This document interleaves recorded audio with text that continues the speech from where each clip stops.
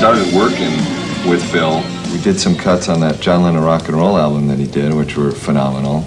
And that was the first thing we did with Phil, actually, was the John Lennon stuff. Yeah. But even though he said, come down, we're going to do some stuff with Cher, it ended up being John and all that kind of stuff. And from there, we did a bunch of sessions with him.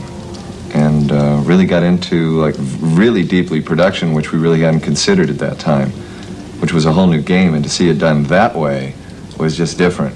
The John Lennon sessions were pretty amazing, as you might expect. Like, John was really in a seriously aggressive mood in those days, and Phil was always has been very aggressive, and a lot of great musicians, a lot of good music. I guess that's kind of a starter. Yes, David and I played electric guitar, rhythm guitar in those sessions, and probably some of the greatest sessions that we've been involved with.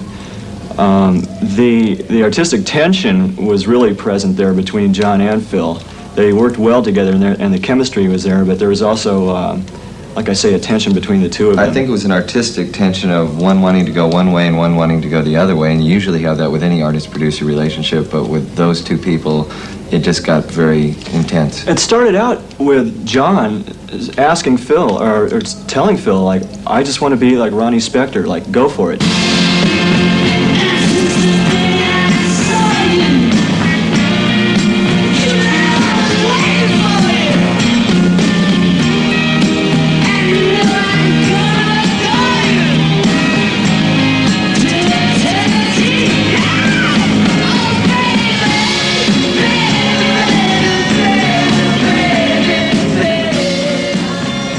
I guess one of the main things I'd have to say about Phil, like modern day wise, is that he's very active. He's in the studio a lot when people don't know he's in the studio, and he really doesn't feel pressured or obligated to make a record just to be like currently on the charts right this second. I don't think that really relates to Phil Spector. Phil Spector is an artist, and he can make a record whenever he chooses to. It's just like saying Picasso didn't do a painting this week, so therefore he's past and has been, which is really wrong. I know a lot of people like discount Phil after the Phyllis era, but when you consider all the hits he's had with the Beatles, various members of the Beatles, singular, like Grammys, George Harrison, John Lennon, etc., when you consider the Ramones he did, which is their biggest selling LP they've ever had, when you consider that Yoko Ono asked him to please come and help finish her solo album after John died, that's pretty current, and that's pretty selective as to the type of work he wishes to do. I'll tell you a story about the Ramones. When we were in the studio with them at Gold Star doing some recordings with them, and we were on our way over to Phil's with all four of them, Joey was a game for it. The other three, they started to get weird, and they said, oh, no, you can go, Joey. We're not going to go. We're not going to get stuck up there all alone up there in that house. Because they'd been up there before, and they kind of felt that they got trapped up there or something, when actually I think they were lucky to be up there, because when we got up there, okay, the other three bailed out at the Tropicana, which is where a lot of the bands stay, and we went up to the house with Joey. And I remember Joey was saying, gee, Phil, I really want you to produce us because we need a big-name producer for our new album, because Seymour said we need a big-name producer and it'll help us sell. And I think a point about a producer versus Phil Spector is Phil said, well, if you need a big-name producer, go find one. If you want Phil Spector to produce you, then I'll consider it. If you really want to know more about the Ramones and Phil Spector in those sessions, perhaps you ought to ask the Ramones.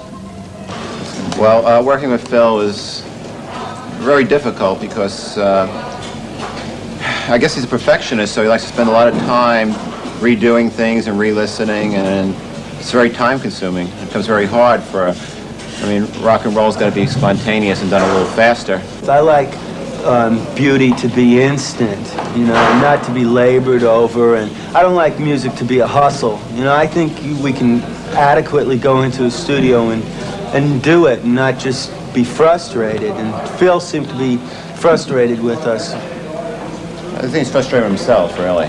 He wasn't the most friendly guy I've ever met. He tried to be friends, but then he had guns on him, and he wouldn't let me out of his house for a couple days, and he wouldn't let. And then if he said if you want to play his pinball machine, he'd let you play it for a minute, and then he'd say, okay, everybody to another room.